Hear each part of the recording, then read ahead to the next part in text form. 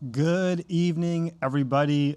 My name is Nathaniel J. Carrasco. This is the Sky Media Ventures podcast. Guys, we got a very, very special guest today, great client and a great friend of mine. His name is Paul, and he is the owner of Paleo Fight Martial Arts personal training in South Florida. And we're also with Brooks Ward, great friend and also a great training partner. So in today's episode, we're going to be talking about Paul's martial arts services. We're going to talk about fitness, endurance, and discipline.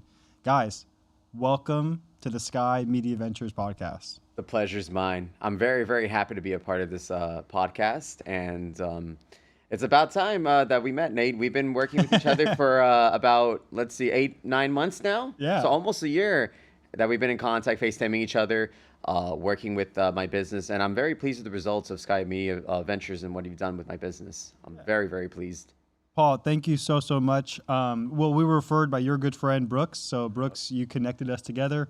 Paul, I want to ask you, how did you get to even like the martial arts industry? Tell us the start. I'm genuinely curious. I know a little bit about Brooks and his development with running, but we know very little about your background. So about me. So I started martial arts at the age of 5. I was introduced by a very good friend of mine, Eddie Rodriguez, back in the day to taekwondo. And I did taekwondo for about a year. And then my mother took me out of it and put me in karate, Shorin-ryu style. Originally, I thought it was Shotokan, but it was Shorin-ryu. And I did Shorin-ryu for 6 years. And within those 6 years, I competed in Shorin-ryu. I was a national, international, and Pan American champion in karate. Wow. Yeah. I started competing at the age of 8, believe it or not. There's not a lot of people who compete at that age or start competing at that age. It's very young. And then you just fell in love with it, kind of immediately. Did you have an innate sense where hey, this is what I love to do. This is what I want to continue to do. Yes, it pretty much went into that because I had I'm not going to say fixation, but I had such a love for the Ninja Turtles and Power Rangers. I used to watch that constantly. So I was like, oh, one day I want to be a Power Ranger. I wanted to be the red Power Ranger, or I wanted to be the green Power Ranger, Tommy Oliver. Rest in peace, Jason David Frank. And then it just, correlated with my love for martial arts. And then ever since my friend got me into it, I hadn't stopped. Yeah. And it just went into a beautiful journey of 20 plus years. And it's still going now, just now as a coach. And going back to my story, so like I said, I started competing at 8. And then at 12 years old, I still kind of kick myself in the butt till this day. I could have been a dual black belt at this time. I was very close to my black belt, but, being 12 years old, you want to venture off and do other things. At 12. Yeah, right? Right. 12 years old.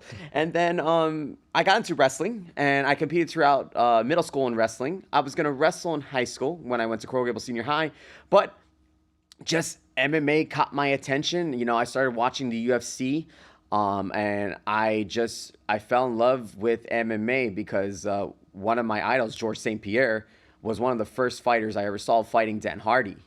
And I was like, wow, I wanted to be just like GSP or St. Pierre. And I remember finding my first mixed martial arts school, the Zen's Wrath Mixed Martial Arts Academy. It was then called Zen's Place Mixed Martial Arts. So shout out to Master Zen. If you're watching this, I'm very grateful for you. And I trained in MMA the first time for about 2 years, learning the disciplines of Muay Thai, kickboxing, boxing, jiu-jitsu, BJJ. And the funny thing is about, when I started learning jiu-jitsu, right, was I didn't know what jiu-jitsu was. It was crazy. And I'm like, what is jiu-jitsu? And I remember my buddy, Junior Rizzo, and me, because he was wrestling with me when we were in middle school. And I used to have a trampoline in my house, and we were just practicing arm bars and straight legs and stuff.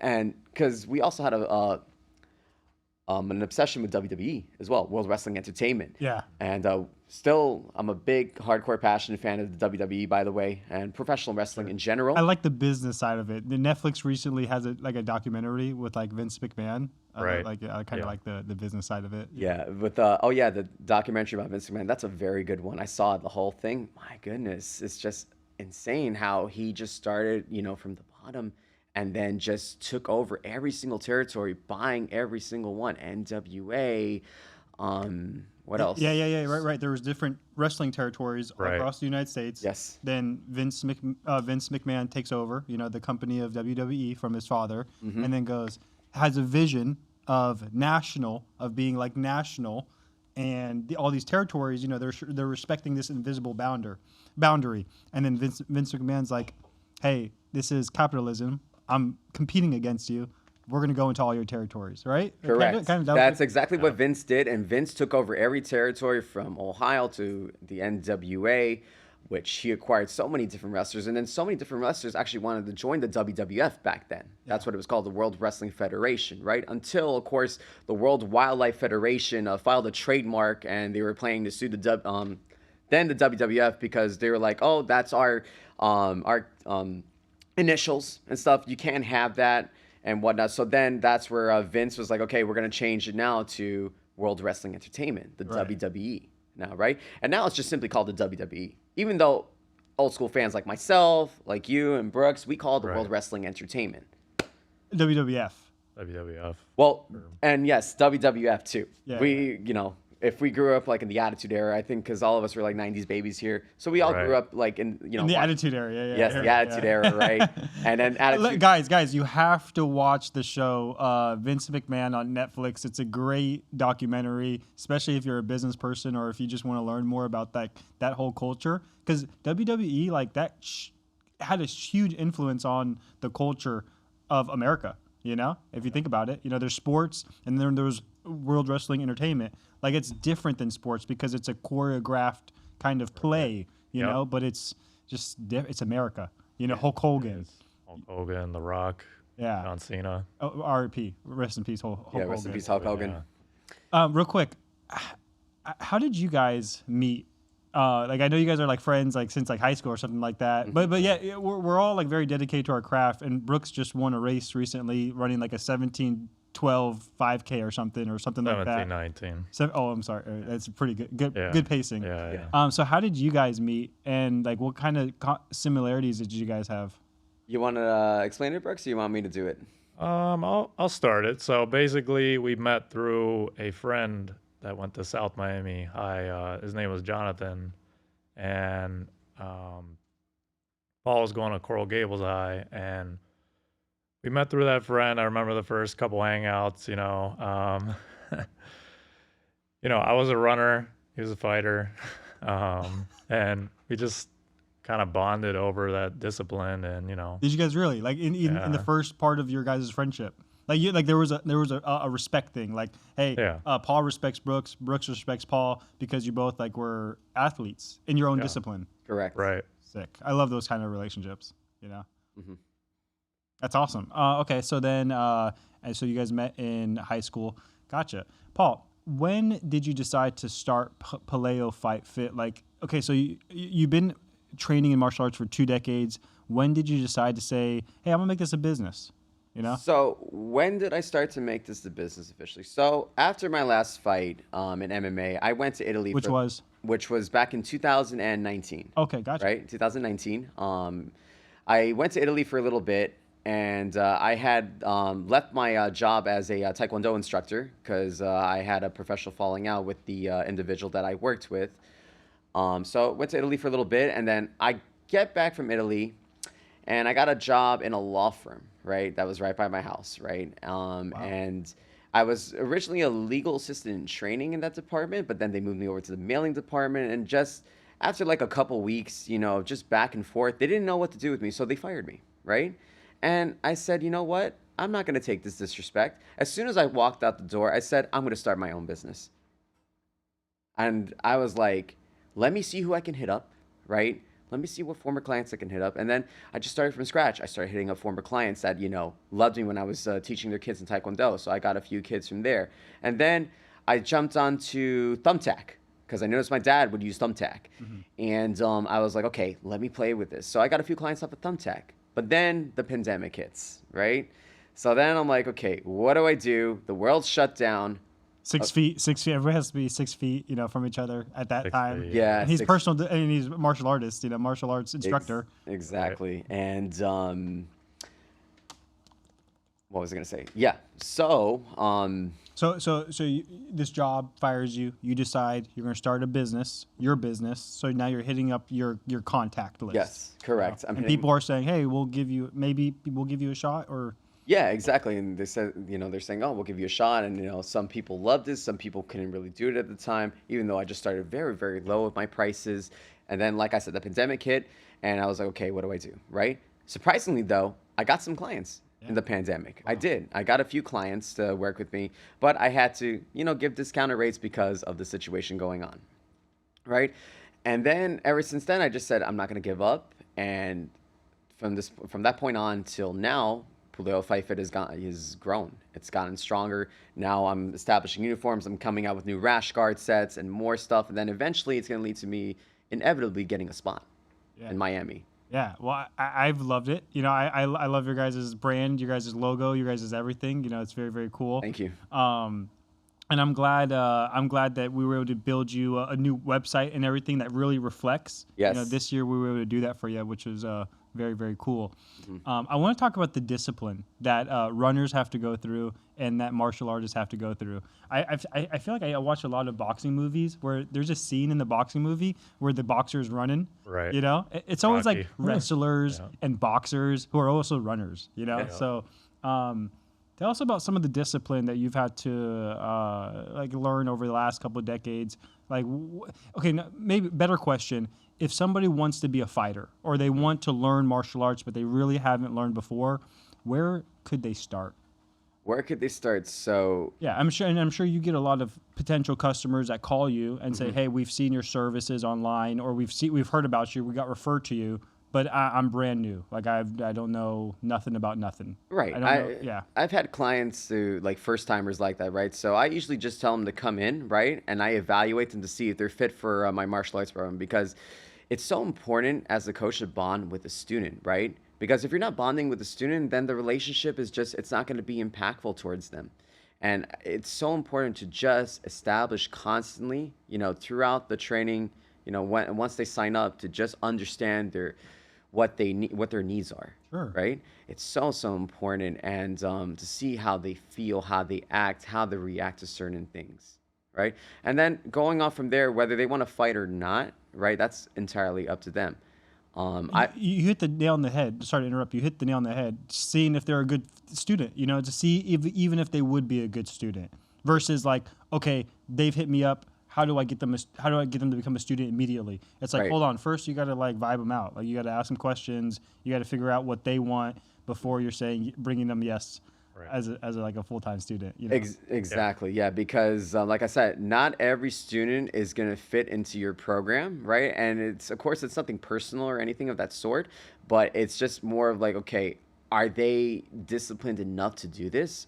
Can they perform these certain techniques in a certain amount of time, right? Are they going to be ready to spar?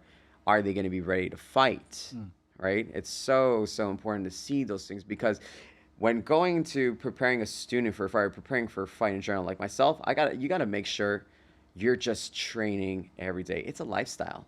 It's you got to train 2 to 3 times a day, right? It's like a job in itself. Yeah.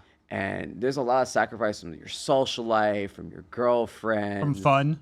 Yeah, fun, yeah, exactly. from fun. That's one that I have to learn. Yeah. And it's just very, very oh my God, man. It's a lifestyle in itself, but eventually it pays off in some way, shape, or form or the other, whether you continue to be a fighter, or whether you continue to coach, or whether you continue to do something that, impacts you, right, in your daily life. Yeah. It's so important. It's such a discipline thing too. Brooks and I, we had a run a couple days ago where we're crazy. Brooks and I were crazy. We're we hit each other up and we're like, hey, want to run 10 miles, 11 miles at 5:30 a.m. Yeah, 5:30. Brooks is the only guy I know who's okay, let's do it. Yeah. And I remember the night before, had another friend hit me up. So Brooks hits me up. We planned to wake up 5 a.m. to do 10 miles. Another friend hits me up. Great friend. His name is Shane. Big shout out, Shane. I have this party. It's an all white party with the dress all white. We're going to be staying out till 12:1. You're going to meet people, girls, connections, business. Come out to this party. Boy, I wanted to. but I knew I wasn't going to come back until 2 a.m. in the morning. And Brooks and I had to wake up at 5 to go run 10 miles. So then I had to make a decision, do I go out or do I stay in, wake up early and do 10 miles? Or do I go out, come back at 2 a.m., wake up at 5, and then shoot Brooks a text. Hey, I'm not gonna. Disappointing text. Exactly. Disappointing text. I'm not gonna make it today. Oh my goodness. I have maybe 2-3 hours of sleep. But yeah, it's all about choices. I mean, you gotta. Sometimes you gotta sacrifice the party in order to get better. Right, and it was how we felt after the 10 miles was the real reward. We felt like champions at like 8:30 a.m. Like because we were able to get past that. Yeah. So do you ever feel that way? Like, yes, discipline is like, discipline in your craft is like, it could be a little boring, but like there is like rewards. And then, you look at yourself in the mirror and you look at your progress and you're like, yo, I actually did that. Like I actually trained with my coach, my martial arts coach, 2 to 3 times for the last 3 months. And I actually see my skills getting better. Right. Like there's some satisfaction in that. There absolutely is satisfaction, especially when you're seeing your students progress. On a weekly and monthly basis, I think it's the most beautiful thing. And just to see them grow from like, especially when you get a student that you start from scratch. So going back to what you were saying, like getting a newbie who's never thrown a punch, a kick in their life, right? Seeing them grow, right? From day 1 to day 30, then day 60, 90, and then going on to 5 months, 6 months, and then in a year, and then you see how much they progress.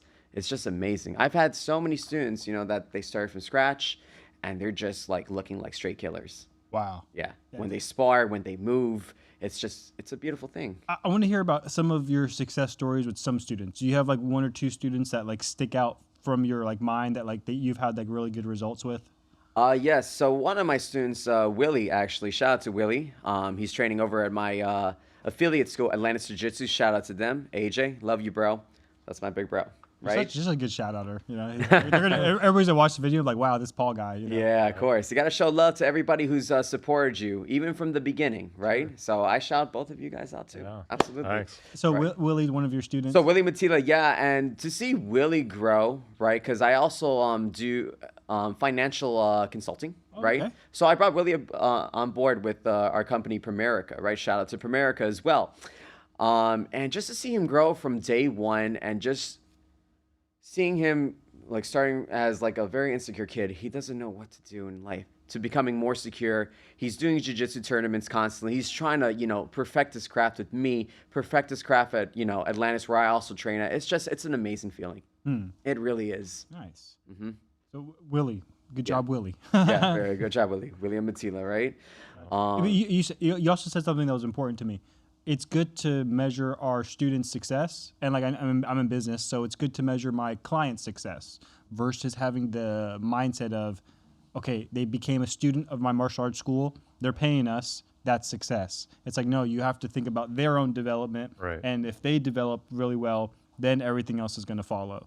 So that's kind of like the mindset we have with our marketing end is like, we need to make sure the customer experience, one, they're getting results and they're having a great experience, and then work backwards to the business. Start with the customer and work backwards. Start with the student, get them going, get them progressing, and then that works backwards into a referral, and then growing a school, and then growing reputation, and then growing, nationally. I agree, absolutely. It's based on that, analyzation, seeing them grow, and just like you said, working in reverse, right? To see them grow, as opposed to trying to get the money. Because when I first started my business, believe it or not, I was like, okay, I'm just gonna try to sign up anybody and just make as much money as possible, right? Right. And I feel you, and that's when you have to learn, like, hey, not every customer is going to be the the best customer. Exactly. In fact, you might bring on someone that's like, oh, this is more pain than it is, I've had students that were like that, unfortunately, and I've had to tell them, hey, look, I don't think this is the program for you, and I'm gonna ask you to unfortunately just leave. Right. And sometimes that's the hardest thing too, because you're also losing residual income in a way. Sure. Right. But sometimes your morals and your public image is just so important to protect. And because you never know, like that student can be making you look bad and stuff like that. And I've seen that happen several times, you know, and I've had to communicate, like, especially, you know, when they post certain videos and stuff like that, where I'm like, hey, look, let's just try to change this up a little bit, you know, because if we shot like a couple videos in a day, right? And, you know, they post like the worst one. I'm going to tell them, I'm going to be like, listen, take that video down, right? Let's try to look through together. Let's find something that makes you look good, makes my brand look good, and then we win together, right? I love that. I think it's so important because Kind of a win-win. exactly a win-win, you know, with your students and your other coaches in general. It's very important because you don't want to embarrass like your coaches and stuff like that, right? You don't want to embarrass, like, for example, with you, like with Sky Media Ventures, like I don't want to embarrass you in a way where I'm signing up like people that are just like, you know, they're not fit and they're not like, you know, fit for even like where you come from and stuff like that, right? And it's like that falls on you as well. Or if I'm not tagging you and stuff like that, and it falls on me as well. So it's like we're kind of like losing. We don't want to lose together. We want to win together. Win-win. Right. If it's gonna be a lose-lose, I don't want to do it. Win-lose, I don't want to do it. Exactly. Lose-win, I don't want to do it. It Exactly. has to be win-win. Exactly. And in an establishment and partnership, you got to make sure with every type of partnership. I've actually learned this actually from Andrew Tate. Actually, I was watching him the other day. Oh, I don't know if I should mention his name. Go ahead. Yeah, Yeah. I'm just kidding. Andrew Tate, come on the Sky Media Ventures podcast. Yeah, I would love to do some type of interaction with Andrew and Tristan. I have so much respect for those guys because they're kickboxing champions, both of them. And Doesn't he have a fight? he does. He does have a fight. He's fighting Chase the Moore at the Misfits boxing event December 20th, and I'm rooting for Tate because I have complete faith in that man. Because of his experience, Chase just dude, that guy can't fight for shit. Well, I've what seen did you videos. what did you think about the whole like press conference they had? Oh, that was hilarious. Was that scripted? You think? You never know. I mean, a lot of the times, you know, in the fighting industry, sometimes fighters will message each other to just help each other promote a fight and stuff like that. They may not actually have beef. There are times where fighters have had beef with each other, and they just want to beat the hell out of each other. Like, look at John Jones in D.C., right? Daniel Cormier. There are two fights. I mean, dude, they still hate each other till this day. Do It's they funny. Wow. Yeah. It seemed a little scripted, a little bit. Like the press conference, I was like, is this scripted? Well, the Misfits, Misfits, it could have been. And like how he came in, like how he Right. came into the press The conference. boat, It was the like, boat tour. With the boat. Yeah. He came in with the boat and then like got off the boat and then like him and his entire like posse like they Yeah. walked to the thing. Like that part was like so like That was Yeah. that was It was. classic. That looked like something from a movie, man. Right. That was Yeah. funny. That did. it was kind of badass. It was. Yeah. I'm not gonna lie. It was, and just, It you know, was, yeah. Andrew was just, you know, because Andrew's experience really came to play when it came to press conferences and stuff, because he wasn't really like attacking Chase as much. He was playing a lot of counterattacks with Chase. Right. Every time Chase was like saying, oh, you know, get ready to 720, I'm gonna beat your ass and stuff like that. You know, Andrew was like, oh, you know what you don't have? I have a tangerine. Yeah. Stuff like that, Or, right? And just people would just laugh, and then, you know, Chase would be like, what? you know? Yeah. Reverse psychology. Yeah, Tate was like, do a better job at insulting me. Exactly. Yeah, And he was so- just giving like ratings like, oh, 8 out of 10, 7 out of 10. Right? It's like, you know, if you want to promote this fight, you got to try to do a better job insulting me. Yeah. Stuff like that, you know, as a fighter, it's so important because psychology is so, so important, right? And this is what I learned from Coach Faraz Zahabi of TriStar Gym, right? One of the best coaches. He trained GSP, Rory McDonald, a lot of high-level fighters. Oh, his brother, Iman Zahabi, as well, that's currently fighting in the UFC. Fighting is 90% mental. He would say, right? Fighting is 90% mental. It's all about, you know, the way you process things, the way you move, the way you look at your opponent, the way you feint and mount and stuff. The 10% comes with the physical aspect of it, like the physical training, you know, just the grit, the grind, and then going into the cage and fighting. So it looks like, you know, what we're doing is so physical, but it's so mental as well. It's a lot of mental warfare fighting. Right. Right. That's yeah. a similarity with running too. It's I very agree. mental. It's a similarity of running, because trying to run like 10 miles like you guys did at 5:30 in the morning, that's insane. I can't even do that, man. And as disciplined as I am, I can't do that. Like wake up at 5:30 in the morning. I mean, when I was younger, when I was fighting in my fight camps, I used to be able to get up at 5:30 in the morning, do my strength and conditioning, go do my mitt work, my Muay Thai, and then do my grappling later in the night. But now it's like, wow, crazy.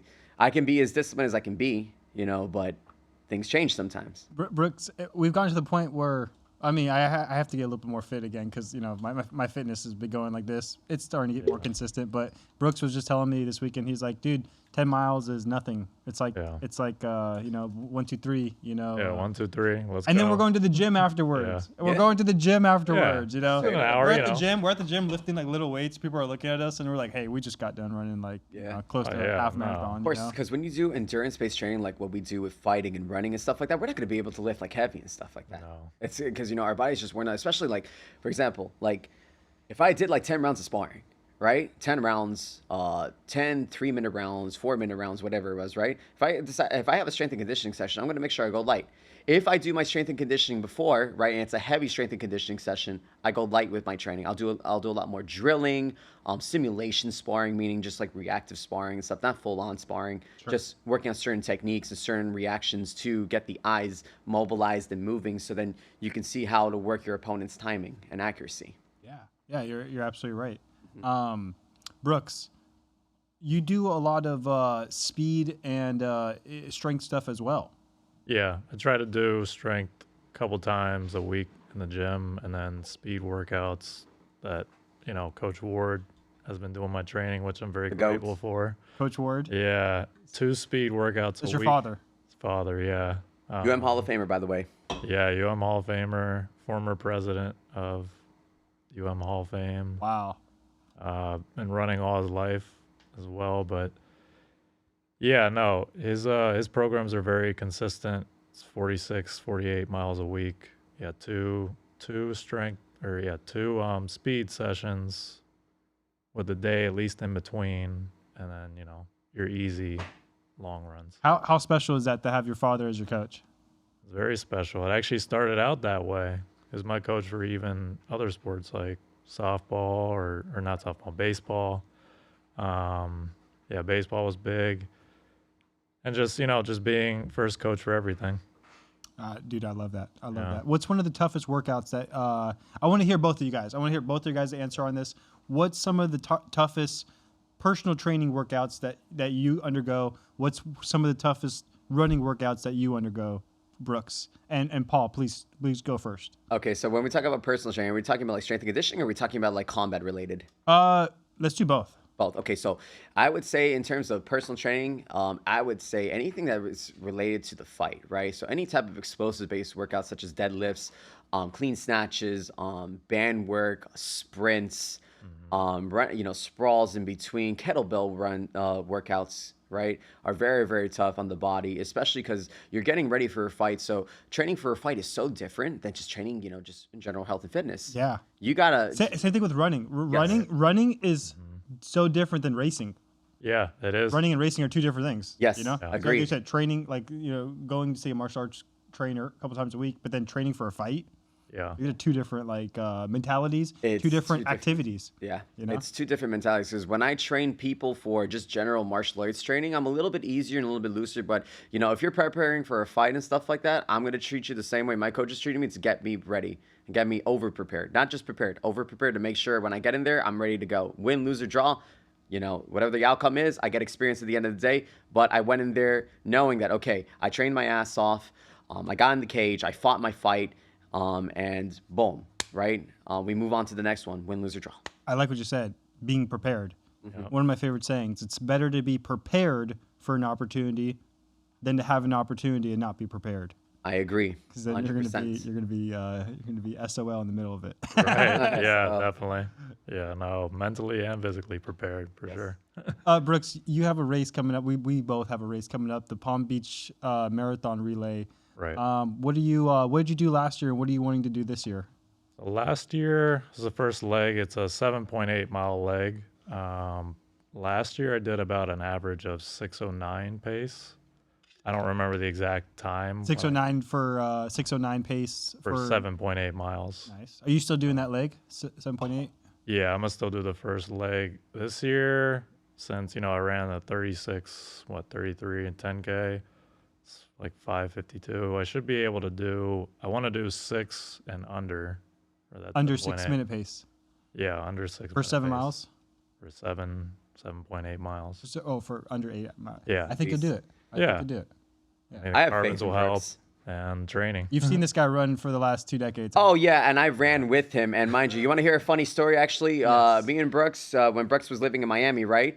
I was like, hey, you want to go for a run, bro? And Brooks is like, yeah, let's go for a run, bro. So we ran. How far did we run, brother? I Did forgot. 5. We did the coconut. Well, no, I was living at Like right near Coco, Corals or no, like Coco Plum, like Coco close to Plum. like close to Coco Plum. It was Gable's Waterway Tower. We did the Old Cutler Yeah, Trail. we did the Old Cutler Trail. Yeah, Oh yeah. so Oh, Old that was Cutler crazy. Trail, the mats and hammocks, and yeah, I think like when I got to 5, I'm like, "Oh, you want me to slow down for you, Paul?" And he's like, "No, I'm good." Yeah, I know. I remember. And like Brooks was like already. I think you were already back at the house, and I was like only like halfway through. And you were like, "Bro, where are you, man?" I'm like, Yeah. "Bro, just give me a second, bro.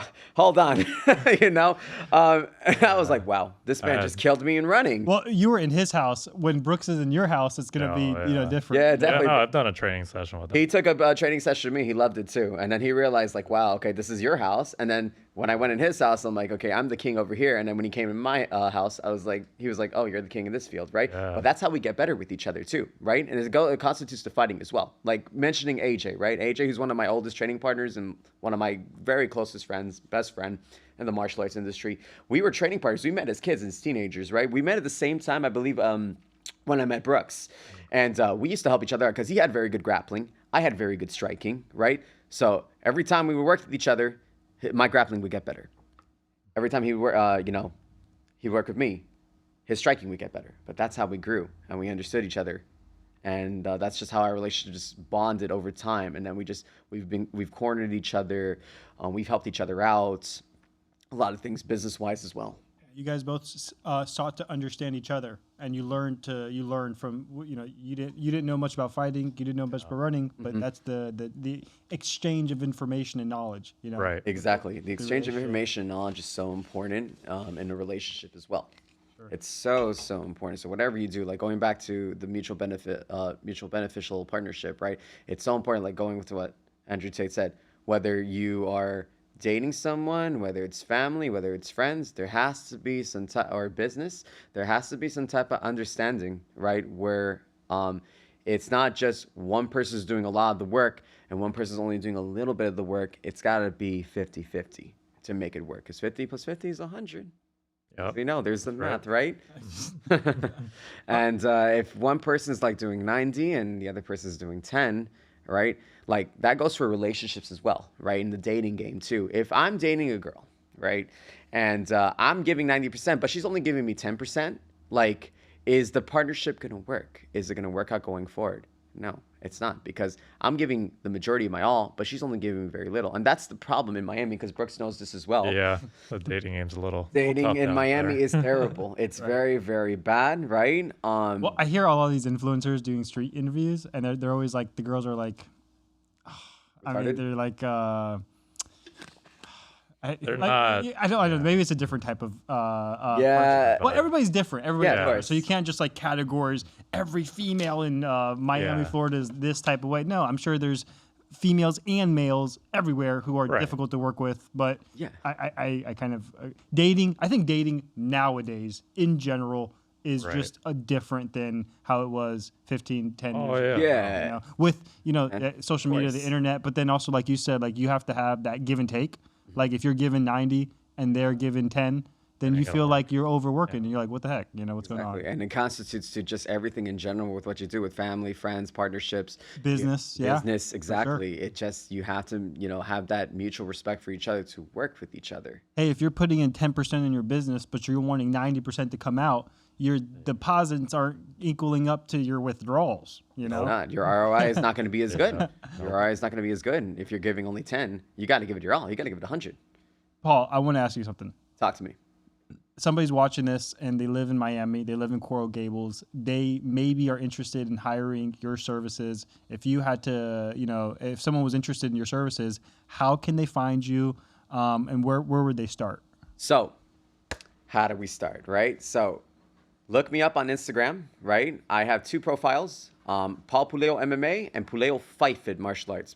Try to go on the business one, Puleo Fight Fit Martial Arts.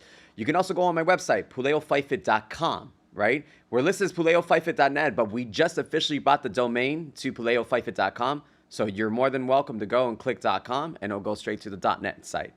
Any specials you have for them? Just curious, like anything, what type of, you got a good deal if they call you? Yes, of course. And it just depends on what I'm doing, right, at that month, right? So like a couple of weeks ago, we had a Black Friday special. We're gonna have to see what's going on in New Year's, right? So we might have something coming up, and we might be cooking something up in New Year's. So stay Ooh, tuned. I love that. A little mystery. A little Of mystery. course, Yeah. little aura mystery. Brooks, thank you so much for coming on the show too. We're gonna go ahead and wrap it up. Brooks, I know you said something last time when you were on our previous episode. If the audience is watching right now, they want to learn how to run 6-minute miles like you, and you had to talk to them for 15, 20 seconds. How could they change their direction and start going in a new direction? How can they be more like Brooks Ward? Well, they just got to put in the time and effort and, put in the mileage. You got to run with some people. Try to run with some quicker people. Try to at least start out with one workout a week and slowly, build the mileage. Obviously, before you do that, you got to know what you're training for. If you're training for a 5K, 10K, you just want to hit a 6-minute mile or, under 6-minute mile. You got to start and just got to run with some people and just put in the work and you'll see the results and be consistent. That's the number one thing. Beautifully said. Paul, last bit before we conclude the episode for tonight. Somebody says, hey, I want to become more fit. I want to get into martial arts. I want to kind of focus more on my health, my fitness, my future. 30 seconds. What would you tell them? So I would say go all out in it because your health is just as important, right? Your body is your first temple, right? So you gotta, try to do some type of exercise to help you make yourself a better person, right?